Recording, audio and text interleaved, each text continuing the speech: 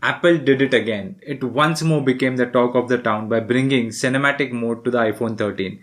It is the most widely used focus racking technique in filmmaking, and having it on a phone is super cool. But do you know how the cinematic mode works on the iPhone 13 and what are its limitations? Well, let me tell you today. What is up, friends? It's me Suket, back with another video, and this one is an informative video. Year after year, Apple launches iPhones with new and exciting features.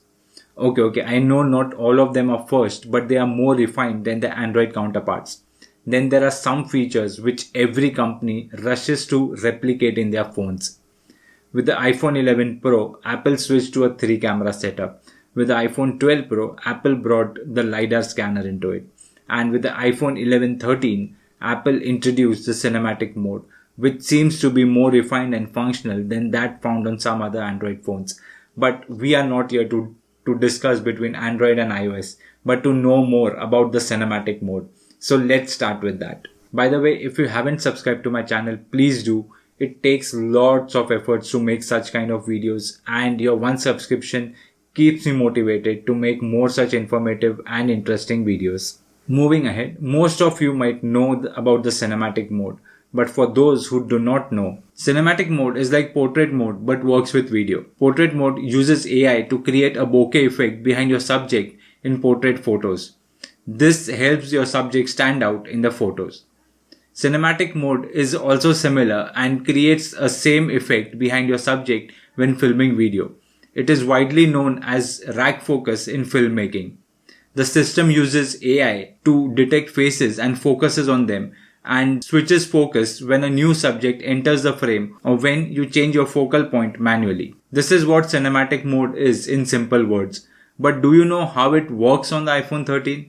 Well, let's have a look at that. With the introduction of the faster and efficient A15 Bionic chip, it uses AI to generate focus and depth of field information in the scene. The system uses stereo disparity, meaning it generates a depth map taking information from the wide and ultra-wide cameras, which later on with the help of software you can selectively blur the foreground or the background and stimulate any chosen f-stop. While the larger sensors in the iPhone 13 allow for a shallower depth of field than any of the previous iPhones, the depth map allows for additional computational blur. To put it in simple words, the cinematic mode is a combination of the depth map generated from the wide and ultra-wide cameras and the software that stitches and combines everything together.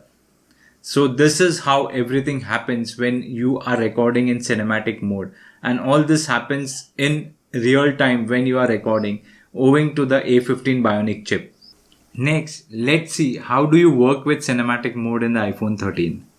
While most of the things happen with AI and are automated, you can still control certain aspects of cinematic mode. When recording, you can tap the screen to shift the focus from one subject to another, like from a person in the foreground to a subject in the background. Tap on the same subject again and it will lock and track focus on that subject. This is very useful if you want to track a person throughout the frame. With AI and faster A15 Bionic chip, the cinematic mode also has some tricks up its sleeves.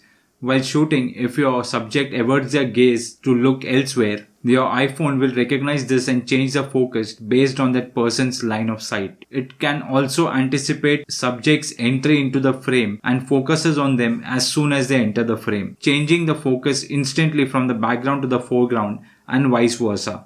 And if you don't know anything about focus racking or filmmaking, you don't need to worry. Cinematic mode saves each clip with a depth map, which later on you can change the focus and the depth of field in iMovie or Photos app on the iPhone, and most probably in Final Cut Pro and iMovie on your Mac, but that needs to be seen. Cinematic mode works on both the front and the rear cameras, and you can record in Dolby Vision HDR. So these were some of the good things of cinematic mode and how you can use cinematic mode on your iPhone while recording videos. But with such good features also come limitations. So let's have a look at the limitations of the cinematic mode on the iPhone 13. Cinematic mode does not support 4K. Instead, it records with a shallow depth of field in 1080p at 30 fps. So if you are a filmmaker, you might also miss filming in 24 fps, which it does not support right now. Quite possible that Apple might include in an update later on and allow you to film in 24 fps, but right now it only does 30 fps. Since all the background blur happens with software and AI, unlike DSLRs where the depth of field and focus racking is controlled by the lens, the quality of the depth of field is yet to be seen. As with portrait mode in the photos, the background blur is sometimes a hit and a miss. So these were some of the limitations of the cinematic mode on the iPhone 13. The question that now comes up is, will this impact the DSLR camera market? Well, not exactly.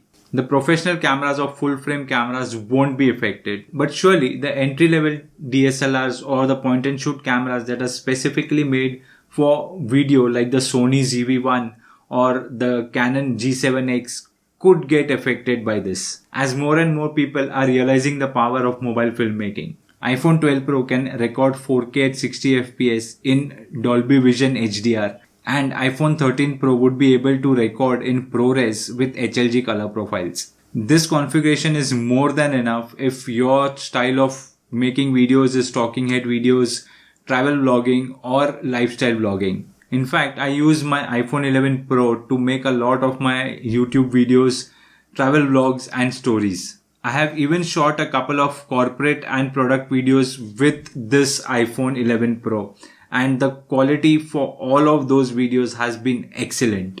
So this was all the information about the cinematic mode in the iPhone 13. Do let me know in the comments if you think that iPhone 13 will replace DSLRs for video making.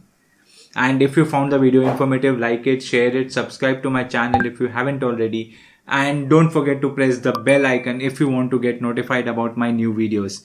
See you all in the next video. This is me Suket signing off.